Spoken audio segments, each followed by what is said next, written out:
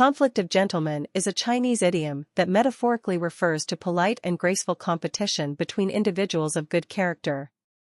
In ancient China, individuals with knowledge, cultivation, and high moral standards were called junzi, gentlemen.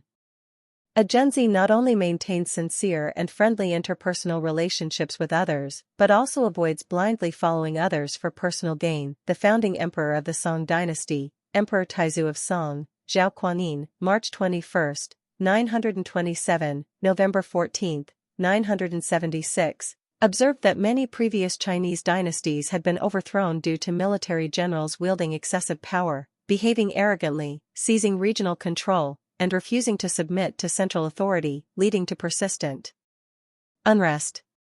In response, he established the national policy of governing the country through the emperor and the literati, prioritizing civil governance over military power, and heavily relied on scholars for state administration. This emphasis on culture and education fostered a relatively open society, promoted agricultural development, and spurred commercial and urban prosperity. As a result, the Song dynasty became one of the most economically, culturally, and technologically advanced periods in Chinese history. Wang Engshi and Sima Guang were two of the most prominent chancellors of the Song dynasty. Both were child prodigies with a deep love for reading from a young age, acquiring extensive knowledge. They achieved early success. Sima Guang passed the imperial examination at the age of 20, while Wang Engshi, 2 years younger than Sima, passed at 21. Both Wang Engshi and Sima Guang were virtuous, loyal to the emperor, dedicated to the people, and hard-working in their duties. They were also like-minded friends who shared common ideals and aspirations. Wang Engshi served as a local official for many years, achieving notable successes in projects such as improving water conservancy and expanding schools.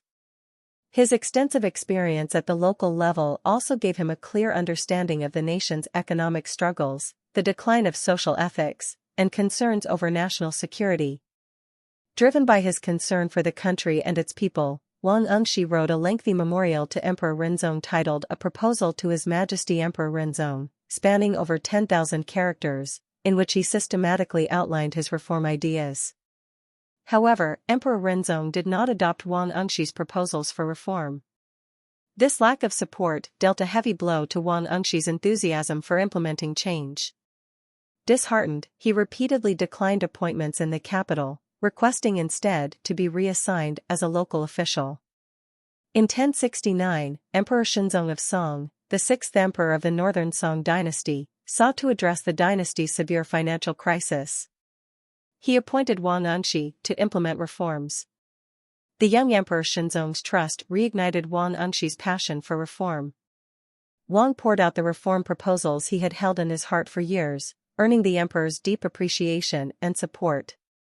Wang Engshi vigorously implemented his reforms, but the overly radical nature of the new policies made them difficult for both the populace and many court officials to accept, leading to significant opposition. Among the dissenters was his close friend, Sima Guang. From a young age, Sima Guang traveled extensively with his father, who served as an official in various regions, gaining deep insights into society and the lives of people from all walks of life. His father's deliberate guidance enabled Sima Guang to develop profound knowledge across diverse fields, including history, philosophy, Confucian classics, literature, and even medicine. As a child, Sima Guang was able to engage in discussions on literature and historical topics with ministers and prominent scholars as if he were their equal, earning widespread admiration. Sima Guang was a conservative scholar deeply influenced by Confucian traditions and a reformer who valued stability and adaptability.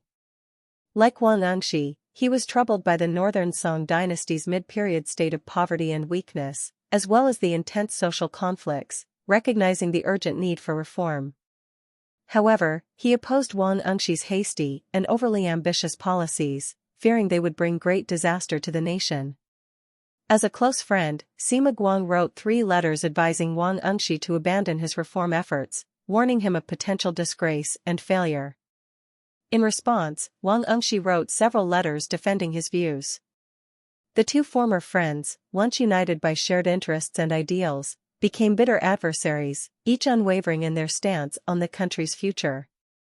Disheartened, Sima Guang resigned from his official post, left the capital Kaifeng, and retired to Luoyang. There, he refrained from discussing political matters and devoted himself to writing the monumental comprehensive mirror for aid in government, Zizhi Tongjian, a chronological history chronicling the rise and fall of Chinese dynasties. This masterpiece became an essential reference for future rulers and scholars alike. Later, Wang Unxi's reforms failed, and he left the capital, Kaifeng. The conservative faction gained power, and Sima Guang was reinstated. Most of Wang Unxi's new policies were subsequently abolished. Not long after, Wang Unxi passed away, deeply disheartened. Upon learning of his former friend's death, Sima Guang was deeply saddened. Worried that Wang Unxi's name might be tarnished by unscrupulous individuals, Sima Guang, despite being ill, submitted a memorial to the court, recommending that Wang Unxi be honored posthumously. Following Sima Guang's suggestion, the court posthumously awarded Wang Unxi the title of Grand Preceptor of the First Rank, the highest rank in the ancient official hierarchy. The conflict between Wang Unxi and Sima Guang over the reforms was a battle of principles. Both sought to eliminate government inefficiencies and strengthen the nation for the people's benefit, with no personal animosity or selfish interests involved.